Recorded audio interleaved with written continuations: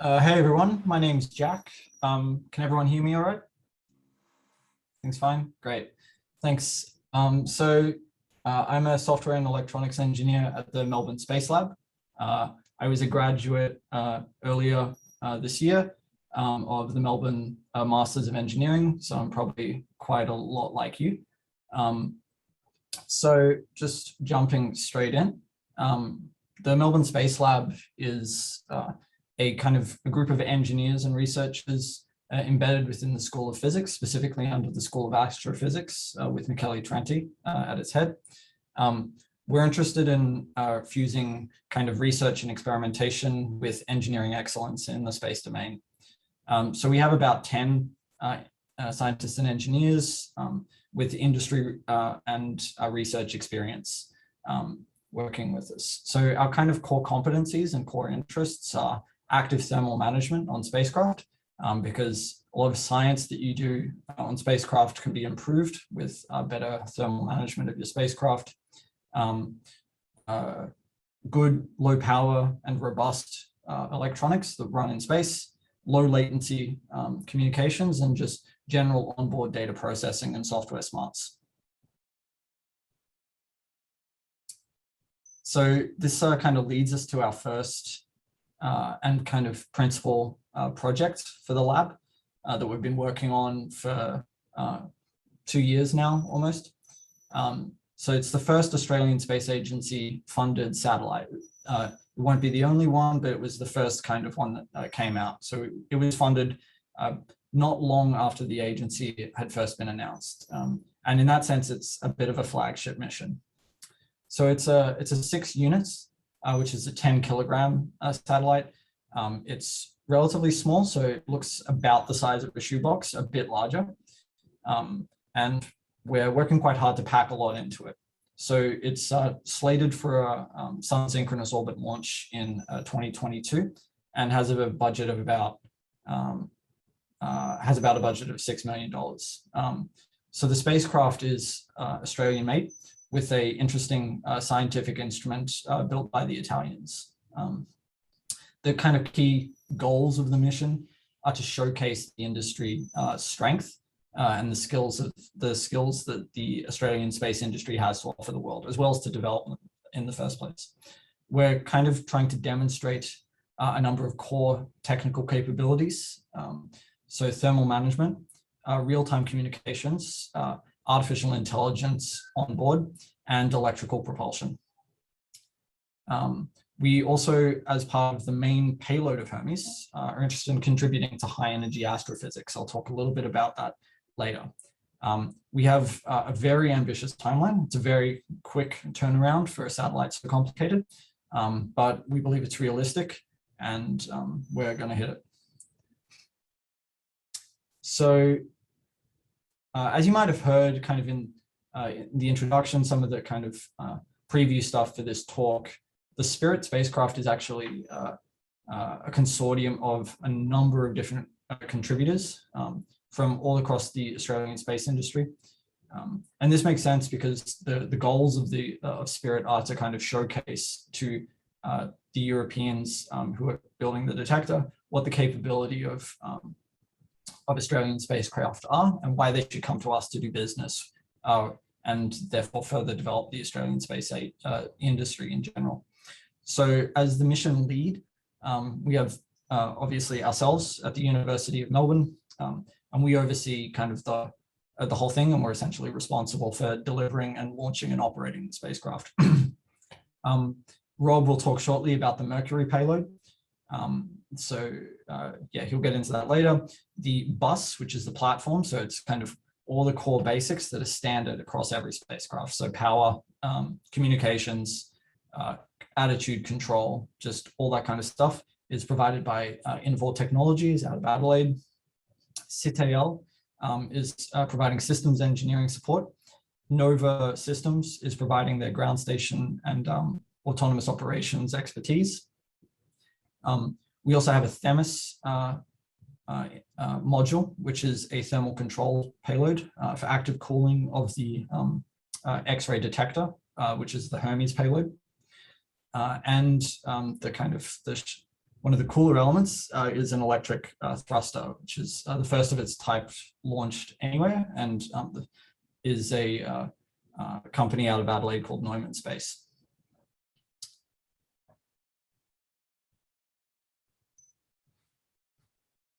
So this is the Hermes instrument. This is kind of the thrust of the mission, and it's the main international piece of outreach that we're doing with the SpIRIT mission. So the Hermes instrument is a scintillating photodetector for X-ray and gamma ray sensing. So there's a bunch of tech specs here, but I'll just quickly run through kind of what the interesting science cases are. So the main thing it's interested in looking at is gamma ray bursts, which are highly energetic astrophysical events caused by things like merging neutron stars, we think. So it's part of studying. So one of the key things we're trying to do is to be able to rapidly localize them in the sky when they occur. So basically we have a constellation, high accuracy timing of that's coordinated across all the different satellites. And then based on when each of the gamma ray burst signals reach each detector and where each satellite was in the constellation, you can kind of localize with relatively high accuracy where that signal came from. So that's kind of this is kind of the scientific thrust, and this is the main foreign instrument that we're flying. One of the kind of interesting things to mention is that ours might perform, or hopefully will perform, in a superior way, because ours will be actively cooled, which is kind of showcasing our expertise in thermal management of payloads, which is a competitive advantage. So I'll just quickly run through some of my work on SpIRIT. As I said before, I'm a software and electronics engineer. So my work is principally on the payload management system. So as kind of mentioned before, there's a number of different experimental and scientific payloads running on this one satellite. And all of them need to be managed and controlled in a manner that's safe, that they're not going to interfere with each other, they're not going to draw too much power and bring down the whole satellite. All these kind of things need to be done safely, and this is the responsibility of the payload management system, as well as just operating the experiments, collecting all the data, and then preparing it to be downlinked. So the main challenges with this is just like a sheer complexity problem. It's definitely not something anyone ever really prepared me for at university, where you just have so much stuff that needs to happen simultaneously. It's just a problem of pure complexity, really. There's dozens of different communication interfaces that all have to be, which all have their own independent requirements that have to be developed collaboratively, because a lot of these payloads are experimental in nature. So there isn't just like a very kind of concrete interface that you have to work with. You have to go to them, talk to them about it, read their source code, go back and forth. And this is just a problem that, is just very challenging because of how large and complicated it is. There's other things like the general challenge with software in space is that achieving redundancy and tolerance to single event upsets and various failures that can occur requires really careful thinking about the way internal state machines work and the way that you architect your software. So one of the challenges that I think a lot about is how to achieve redundancy and being tolerant to any kind of single failure that could happen on the spacecraft. And because of the radiation environment, those failures are kind of, you can point at anything and you can say, what if that fails? And it's a possibility because of the radiation environment. So here's just a quick bunch of pictures of some of our cool electronics. So on the left is the Hermes payload. So what you have there is a microcontroller on a board, which actively controls a cooler. Mika will go into a bit more detail about this and the feedback control and all that. but it's also got, so it's got feedback temperature sensors, and it's essentially just maintaining a set point on a cold tip. The image to the right with the kind of big black piece of electronics on the green board is our main onboard processing unit. It's a Volk, which is an Australian developed and Australian flown main processing computer. So it was actually developed at UNSW Canberra for their RAAF missions. So maybe some of you have heard of the M2, M1, M2P, those missions that are currently ongoing.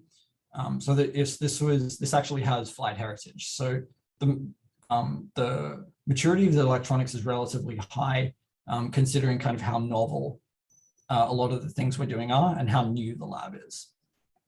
And on the bottom right is the overall stack of the electronics. So once each of these individual board gets fabbed, gets tested, gets qualified, and then gets integrated with the rest of them by being just plugged into a backplane. And then this whole structure gets mechanically fastened together, so it's not going to vibrate or shake out of place during launch, and then mounted into the overall spacecraft assembly.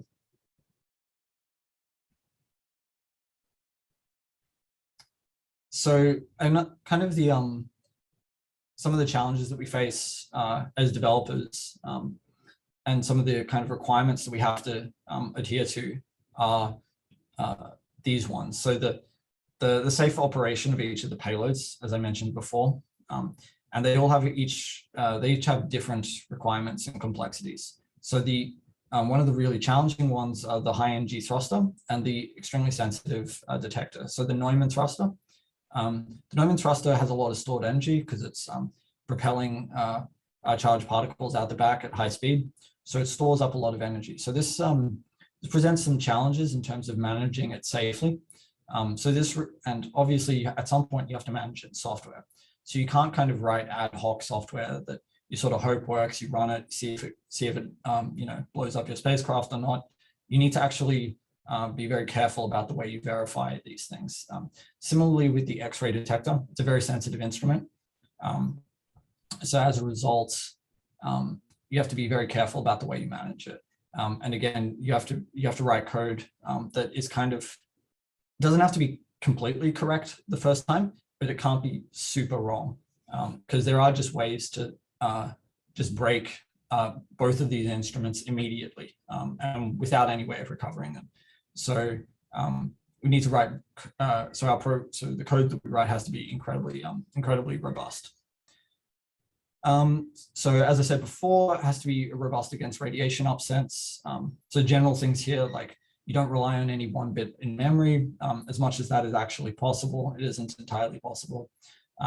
Radiation tolerant electronics, again, the budget being $6 million sounds like a lot, but in aerospace land, it's not that much. So you can't just go out and buy unlimited amounts of radiation tolerant electronics. You pick the important stuff, you do redundancy everywhere else. And then as much backups, error checking, resets, and safe booting as possible to kind of make sure that you give yourself the best chance of being able to recover from any errors or unexpected situations, because they will occur. And it also has to be finished in time, which is very challenging. So we have a very, as I mentioned before, quite an aggressive schedule, launch 2022. And for a satellite of this complexity, that's a very quick turnaround. So I know that a few of you were probably working on software that might fly at some point in the future. So some of you might be working on rocketry projects, or some of you might be from the Melbourne Space program, working on ACROX 2. So if that is you, I have some quick pieces of advice for how to try and give yourself the best chance of not breaking everything and having a good functioning spacecraft. So firstly, you want to write your code in layers.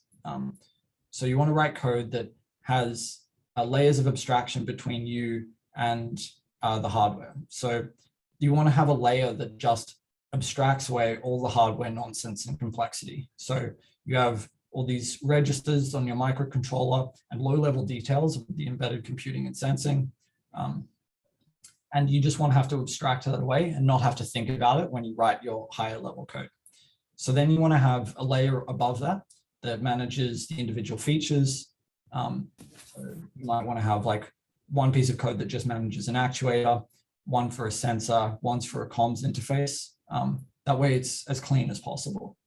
And then over the top of that, you want a high level manager that kind of oversees all of these and manages them and make sure that they're all operating safely and meeting all their interdependency requirements.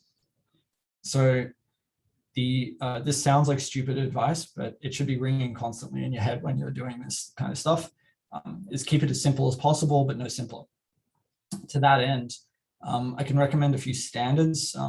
MISRA C, it's a motor industry coding standard. It sounds more intimidating than it is. I've found it to be, I think when someone first suggested it to me, I was more intimidated by it as a very complicated industry kind of standard. But when you actually go through the standards that they suggest, it's a lot of just good common sense things that kind of force you to write code that's simple, readable, testable. And so, yeah, I think something to look into for those of you who are writing your own programs. Think ahead of time about how you're going to test and verify your system, and make sure you have, functions that run tests on your hardware, so that you can, when you go out into the field to set something up, you can just quickly run a checkout to make sure that everything's working.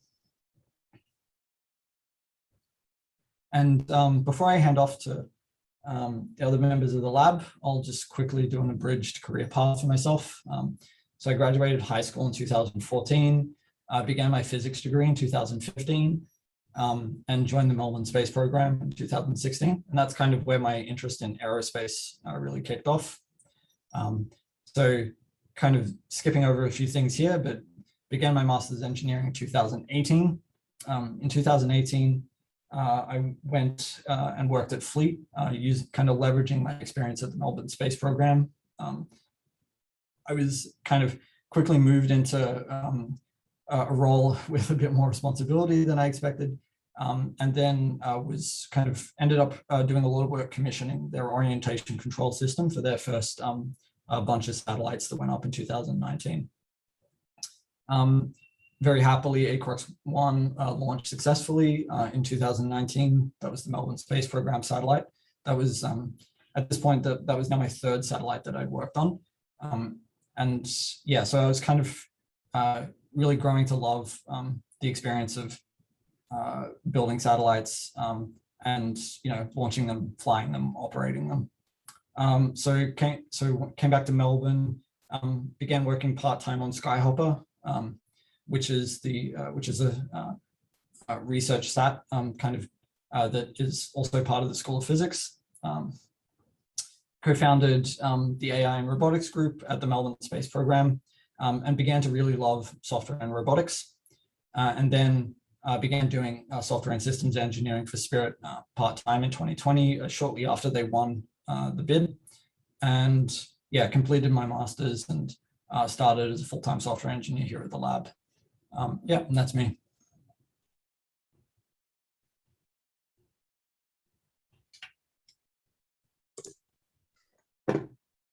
All right, cool. I guess I'll take over from Jack now. Hi, everyone. My name's Mika. I'm actually, I reckon, probably the most junior member of the team at NSL, so probably pretty close in terms of experience to you guys. So I'll start a bit about how I got to NSL, and then talk a bit about what I did in like the first few months of working there. Maybe give a bit of an idea on how internships at this in this group look like. So I did my Bachelor of Science starting in 2017, finished that up middle of last year. I took an engineering pathway, so did mechatronic systems. I think the biggest piece of advice that I could probably give for anyone that's studying right now is if you find that you're in a subject that you're really keen on, definitely talk to your lecturers. I think that opened up quite a few doorways for me personally, and a lot of people that I've talked to in the industry as well. They're always super keen to talk about their work, and it's always good to first of all show your enthusiasm and start building those networks. I think that's I wish I had heard that advice earlier. Also during my undergraduate degree, I joined the FSAE team at Melbourne Uni, so Melbourne Uni Racing. I was on the suspension sub team for 2 years. And I also think that experience of being on some kind of student project, whether it's Melbourne Uni Racing or MSP is another great example, but being able to join some kind of student project and see that design process happen over years rather than say 12 weeks like you would experience in a course was hugely valuable for when I then started to work on real projects where these things do take years and a much more thorough process. After my time at MUR, I became a systems modeling and analysis tutor. So this was a third-year undergrad subject on linear systems that I'm sure some of you guys are actually in.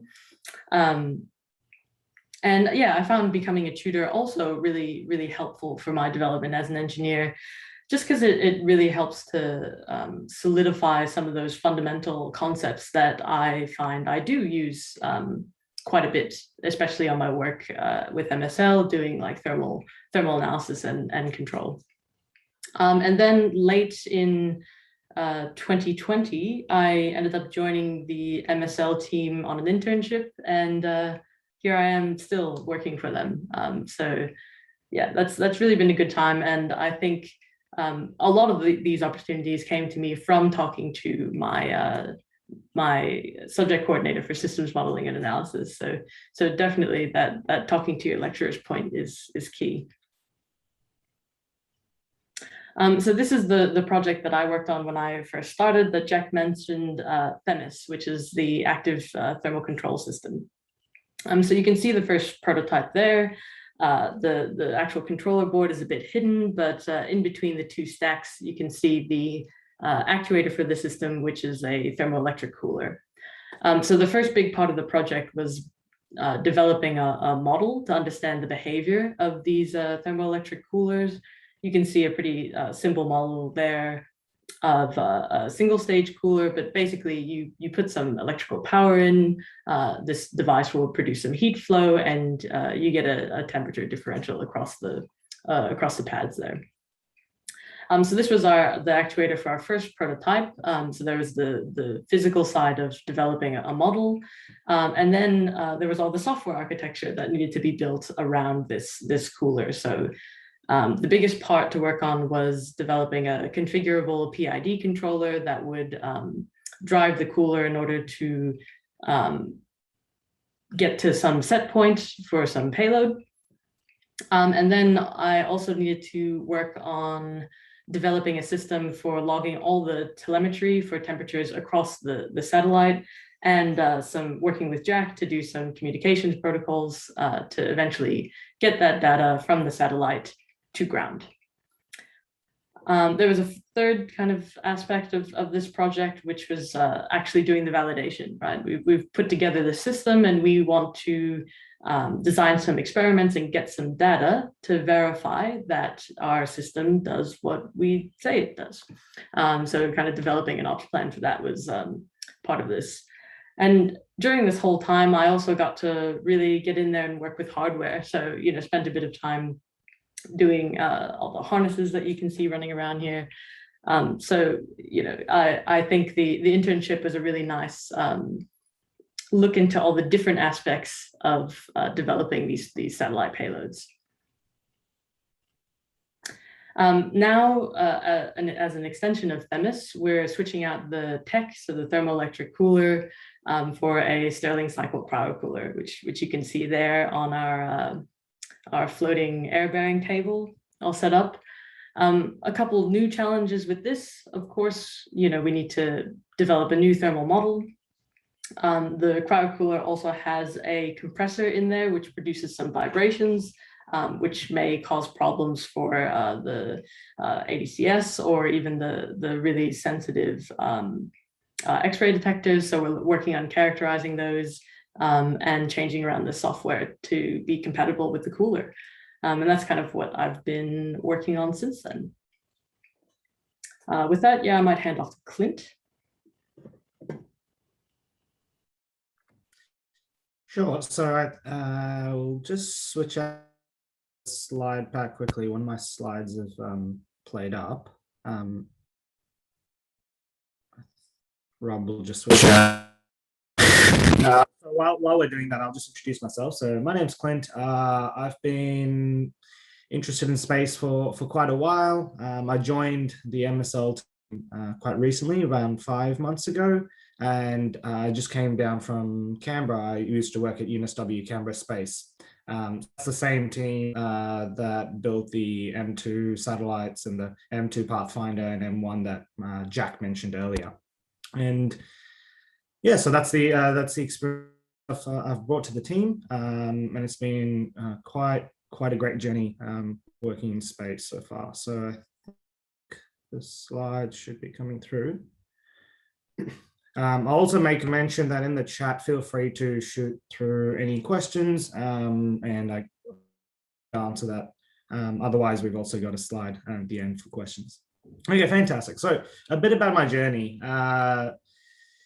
Now, I've had an interest in space from a young age. I've been interested in maths and physics and had a dream to be an astronaut, which has come back through. So hopefully Australia has an astronaut program in the future. That carried on into high school with an interest in astrophysics and orbit determination. I did a project on ISIN at the time. And through university, I shifted into more on the engineering side. So what's great in our team, you've heard some brief histories and the journeys of Jack and Mika, for instance, and you can see there's different routes you can take from science and engineering and various fields within and various departments within those fields. So for me, actually in university, I was focusing a lot on aerospace composites and materials engineering. Until the end when I was interning at University of Canberra Space and I took on a thermal engineering role.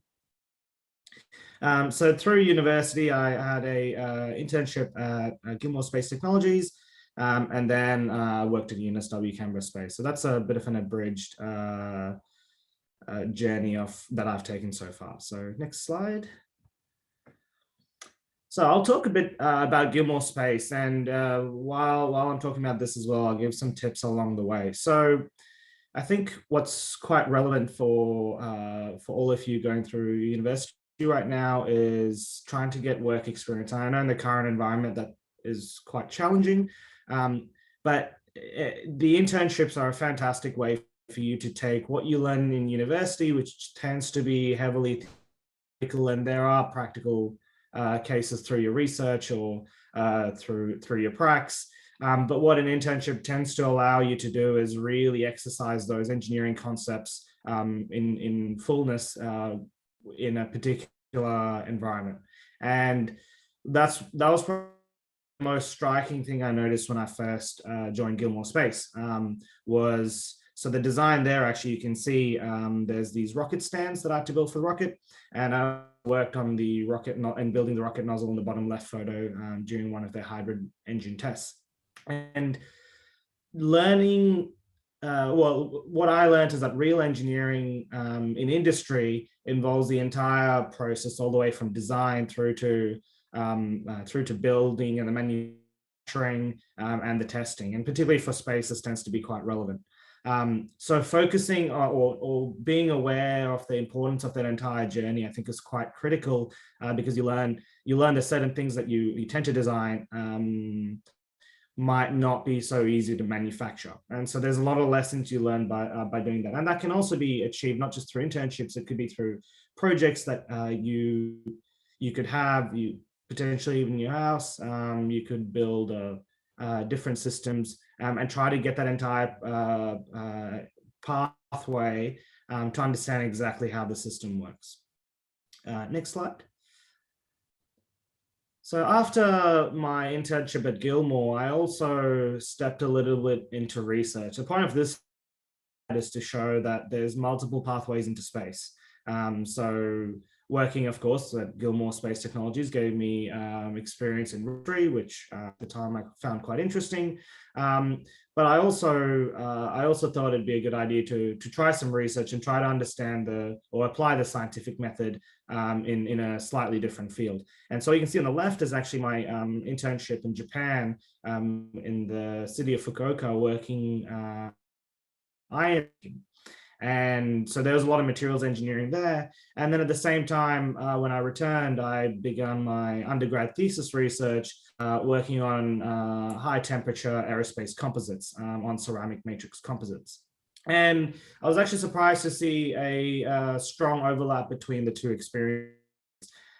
Despite being the iron making industry and the aerospace industry, there's a lot of overlap. And so for any of you that may not have direct space experience, you can definitely leverage these capabilities or skills that you learn in other fields. And when it comes to interviews and show this, you can definitely explain how these skills are relevant. In fact, I used a lot of the same systems, same analysis techniques for my thesis research as well.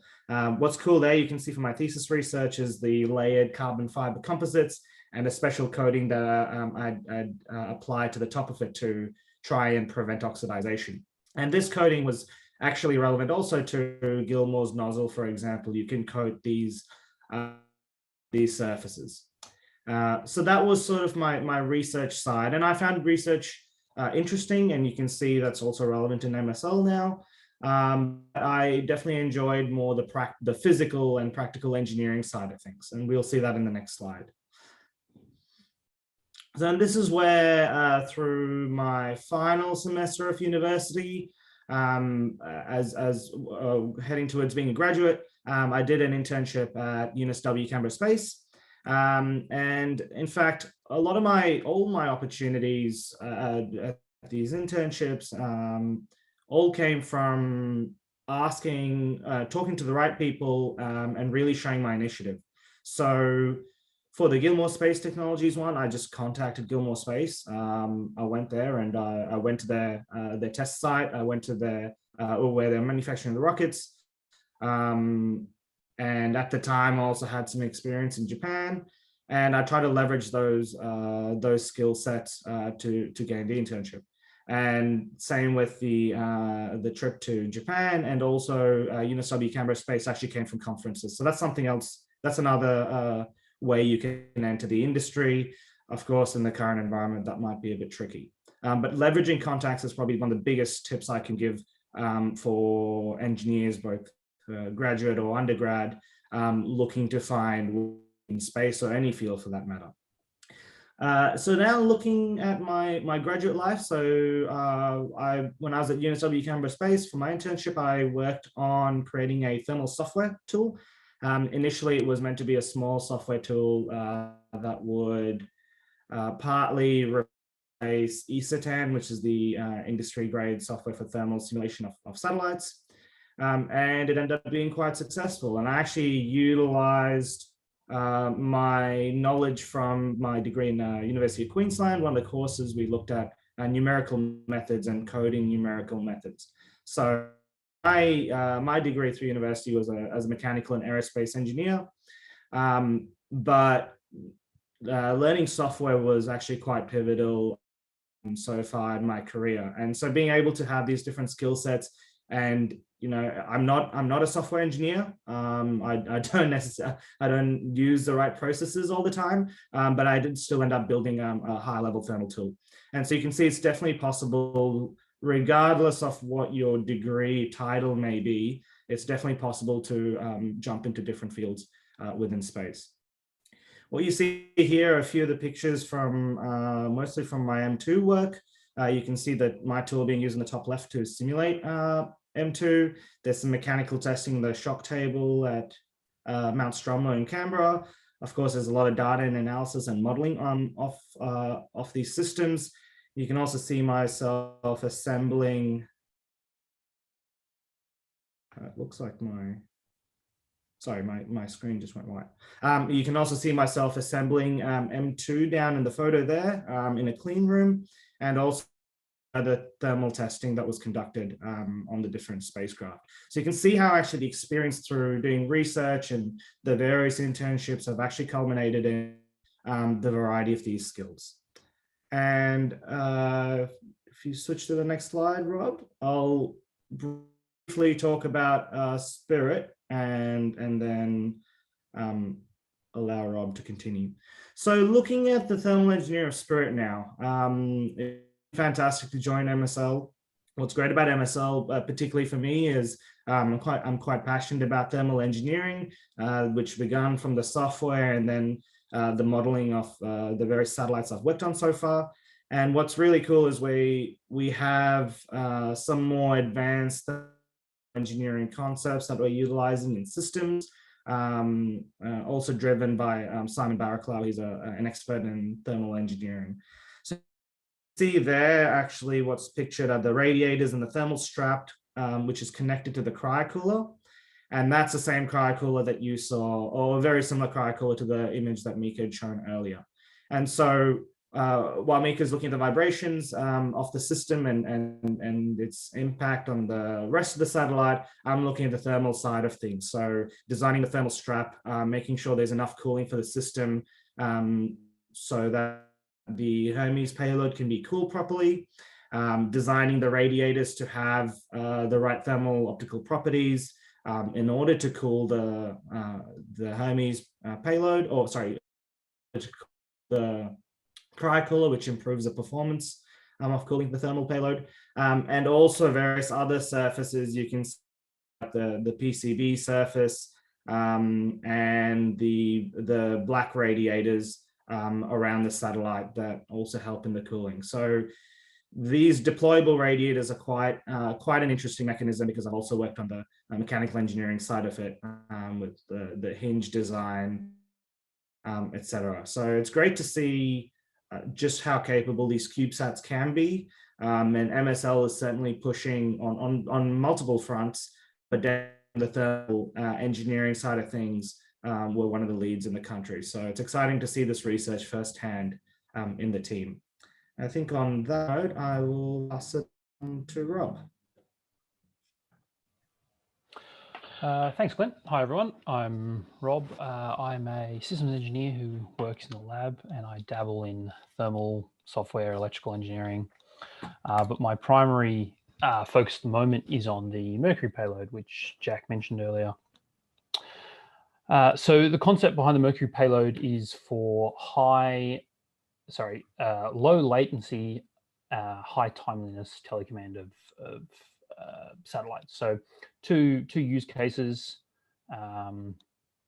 is events occurring either in orbit, which is the main use case for the Skyhopper research telescope, which was mentioned earlier, or some event on the ground, be it, it's often doubted that this could be used for defense or fire awareness on the ground. In either case, there's some event which happens in a timescale far less than the orbital period. And because your typical satellites require ground communication and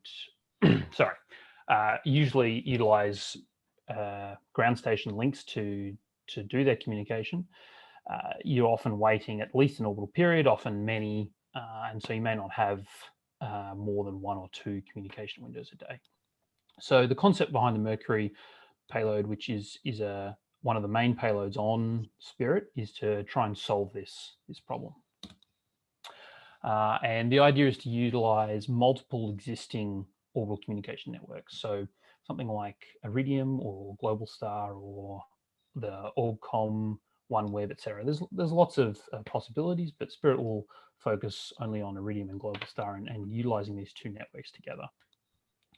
So this is quite novel work, even though the two networks have been used independently on spacecraft.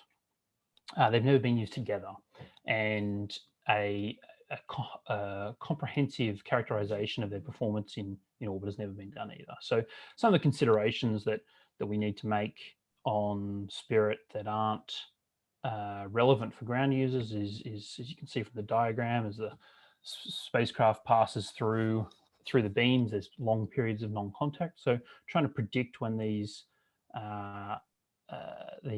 periods of contact will occur, and how long for, will it be sufficient to transmit the message, etc. These are the kinds of things that I work on day to day. And so this work is novel in a number of ways, and we hope that can push MSL to the forefront in this area, as well as the extensive work you've heard about in the thermal areas. So that's very briefly what I work on day to day, but I know a lot of you were interested, and Harrison was pretty keen for us to talk about our pathways to where we got here. So I'm a bit older than some of the other some of my other colleagues. I started at UniMelb in 2009 with a physics undergrad, and after finishing that, went on to mechatronics masters, finding that the practical applications are a little more interesting than the physics. But in my final year there, I co-founded MSP, which I understand some of you are now members of, and unfortunately left before ACRUX went up, but I've followed it with great interest. And then, so while I was working at MSP, I was invited to a discussion with Professor Trenti of the School of Physics, and just to echo, what Jack and Mika and Clint have all said, it's by going to these networking events and talking to people at the university that opportunities arise. So going to this meeting, he had no experience with satellite design or mission concept design at all, and so he engaged myself to do some fairly high-level mission and thermal design on this research project he had in mind called Skyhopper Space Telescope, which we can talk about a bit more later if you're interested. But in doing that, he essentially started to realize the need for more sovereign space capabilities within Australia. And so after many years working on Skyhopper and struggling to get finance for it, he eventually founded MSL and brought it to fruition, and managed to snag a few engineers from Airbus, Simon Barakoff mentioned earlier, and then electrical engineer from Airbus, and those two, along with myself, and then eventually Jack, worked together to put together the SpIRIT proposal. And I was fortunate enough to convince the others to insert Mercury into that as part of my PhD study, which I began shortly before the proposal went in, and was obviously successful. And so now I've been working for MSL since then, and pouring all my time into the Mercury payload, essentially. So just to kind of wrap up and kind of bring together what the other three have said, the recommendations about how we've gotten to where we are, I think, can really be summarized as building relationships with people, because it's not how you do in your subjects that's really important. You could, obviously you need to know what you're talking about, but you don't have to be the best student in the class, but you need to be able to network with people, and you need to be able to do that in a way which best suits you. So talk to your peers, talk to your colleagues. Obviously you're all members or interested in the Aries club, I guess you are, and that's an excellent first step. So just talk amongst yourself and see where these kinds of things go. So thanks everyone for coming to our short webinar, and I guess we'll open the floor to any questions. Oh, no, sorry, there was one more slide I forgot. So we do have some opportunities with MSL and our industry partners. So as Jack mentioned, we have industry partners primarily in South Australia, but there's also a few in Melbourne, and we're also interested in MSL having student interns and eventually possibly employees as well. So if you're interested in any of that, please visit the Melbourne Space website, or either Ellie or Simon directly, and they can get in touch with the relevant people. So yeah, now any questions?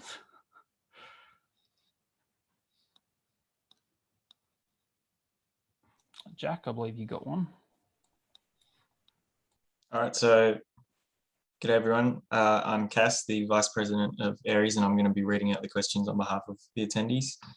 So feel free to drop them in the chat.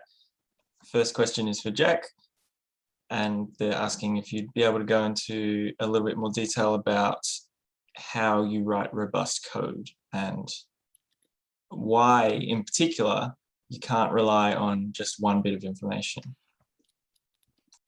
Yep, sure. So in general, you can't, well, it's possible, I guess, if you thought about it for long enough, maybe you could figure out a way to do it. But in general, you're going to end up relying on, so for some background, one of the problems you face with software running in radiation environments is that if an energetic particle, piece of radiation that's constantly bombarding us all the time, especially in space, hits your memory, it can turn a 1 into a 0. So so a variable in memory that you thought was some value can actually be a different value. So you can see why this would be a problem for things like just checking values, like if you've got an if statement or something like that, it can be quite annoying. Basically, the idea is that you want to have, if you have errors like this cropping up, what you want to do is have software that can error correct or error detect. So one of the things we do is we make sure that there's always good error checking protocols on any kind of chunk of data that we're looking at. And the other part of it is always having good error handling and exceptions, and figuring out, thinking very carefully about the flow of the software after an error happens. Obviously, there's a limit to how robust you can be. If someone just goes in and blats the memory and randomly like scatters all your data, there's not really a lot you can do. And you have to kind of draw a line somewhere and say, okay, at that point, the satellite's just cooked, it's over. But you can make good, sensible decisions about if we incorrectly enter this state, read this value wrong, or do something incorrectly, think carefully about what the flow-on effect of that is, catch the error, and then either restart the program, power cycle, flush everything in the buffer, and error detect and error correct, essentially. I can't give you any more specific advice than that. It's not like there's a function or just like a lesser known keyword in C that makes your program invulnerable to radiation or anything like that. You just have to implement good practice and think about what's going to happen if particularly critical parts of your system get corrupted, because it's a possibility. All right, thank you for your answer. We have one more question for Jack, which is related to, I guess, coding. So you mentioned functional testing. Is this something similar to the integration testing that's followed in traditional software projects? That was an anonymous question. Sometimes these terms can all get mixed up. So I'll just say what in more detail what I was specifically referring to. When I said functional testing, I meant because the code that we write is often deeply embedded in an electronics environment. So it's not like it's running on an operating system or an AWS cluster. It's very much a part of the electronics. And so what that means is when you write code, you have to actually develop a set of specifications for what it should actually do to the hardware. And sometimes that means you have to set up your entire electronic stack and verify that correct voltages are getting set here. This is getting turned on at the right time. This is getting turned off at the right time. Go through those types of functional checks, as in like the function of the spacecraft is correct because the software is correct. And obviously these two kind of problems become intermingled. So if there's electronics issues, it's software issues can obscure electronic issues, and electronics issues can obscure software issues. So these are deeply intertwined, and that's why the software is, like, when I say deeply embedded in the hardware, it's often difficult to disentangle those two problems. So that's something that I'm constantly butting my head up against. But that's what I meant by functional testing, actually testing it with the hardware and verifying that it does what it's supposed to under all conditions. Thank you for a very detailed reply, Jack. Cass, do you mind asking the next one? Yep, thanks, Hassan. So there's a question from Thomas in the chat, and they're asking whether there's a possibility of a future partnership between SpIRIT and the Australian Space Agency. Now, I believe SpIRIT is in collaboration with the ASA. Yeah, I can take this one if you want, Jack. So you may have missed it, Thomas. SpIRIT is funded by the ASA. Is the first satellite to be funded through a public grant scheme by the ASA. And speaking a bit more to how they're involved, while they're not involved in the day-to-day design, they're invited and have oversight over our design reviews, which happen periodically. So the partnership is definitely there and quite strong, and I'm sure that we'll do much more with them in the future through competitive grant schemes. Okay, thanks, Robert, for clearing that up. I have a question which I'd like to open up to all of the SpIRIT team, and this is just a question for myself. What are your hopes for the future of the Australian space industry in the next decade, and what do you see as the potential setbacks to that? I'm happy to take this question. Yeah, so the future of the Australian space industry, I think all students around this time in Australia, this growth in space, it's actually a really good place to be. And so you guys might be aware that, well, Australia has contributed to space for some time, but it's a pretty recent change where we're starting to fly more CubeSats.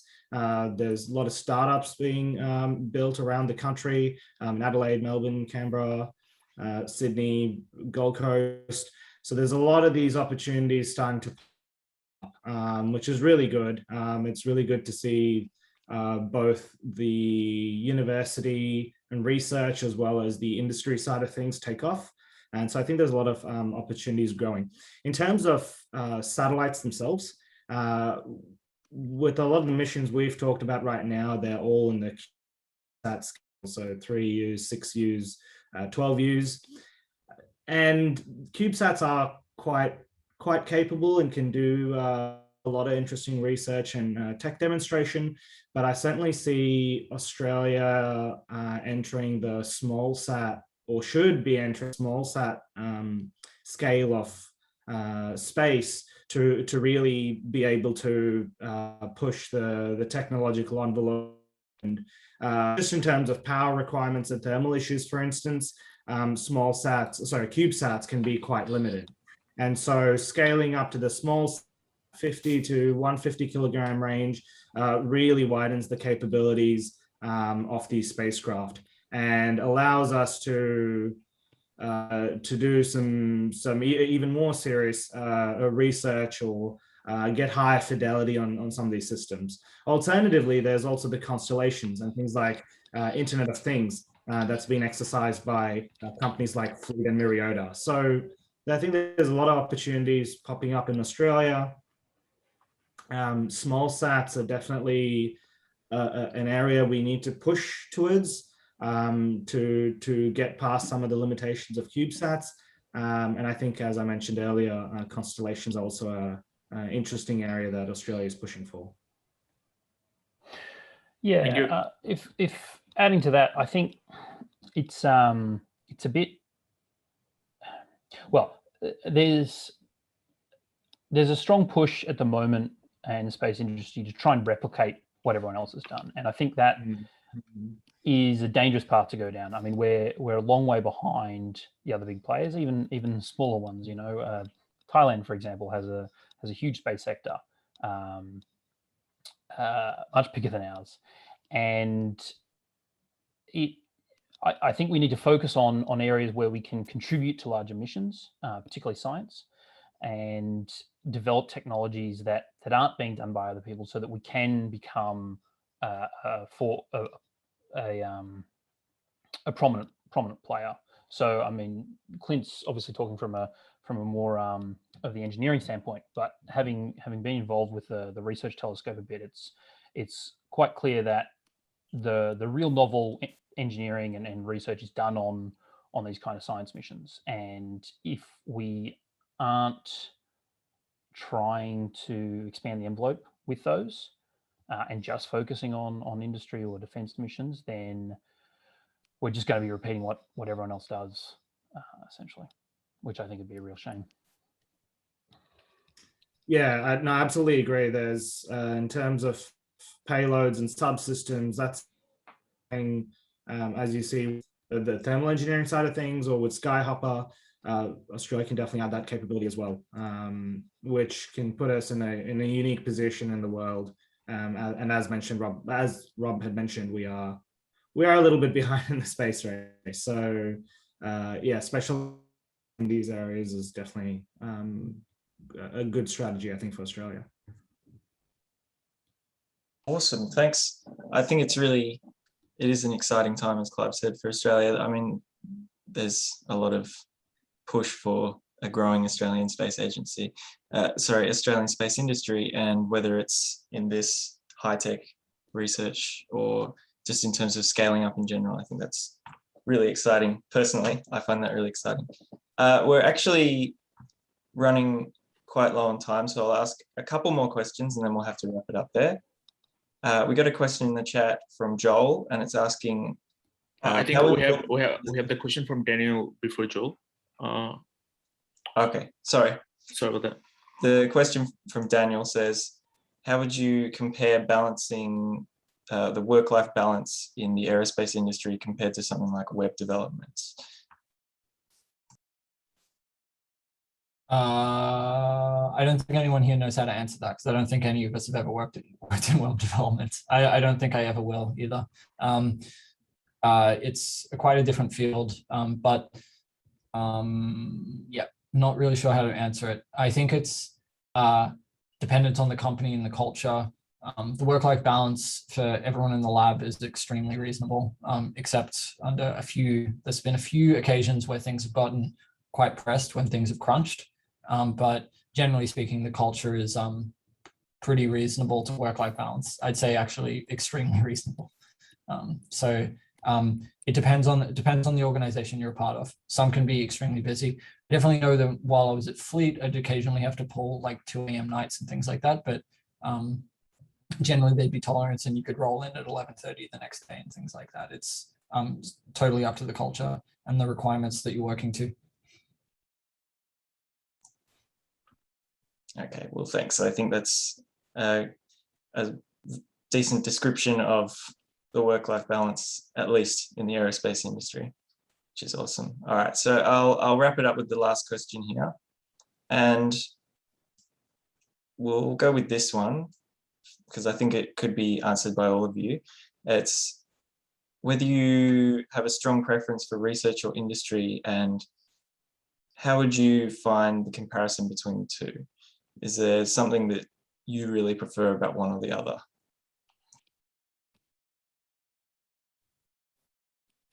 Sure, I'm happy to take this question, and anyone else as well. It's interesting. The question's quite interesting because actually MSL is a very interesting overlap between research and industry actually culminating. So personally, I'm more on the industry side of things, but it's strange because MSL it does exactly that. We utilize both the engineering and the research and research engineering together. And from my personal interests, I like the physical and the practical elements of thermal engineering, mechanical engineering, which is great to see. But what's nice is I can actually then support a lot of interesting research through that pathway. And now in terms of industry outside of the there's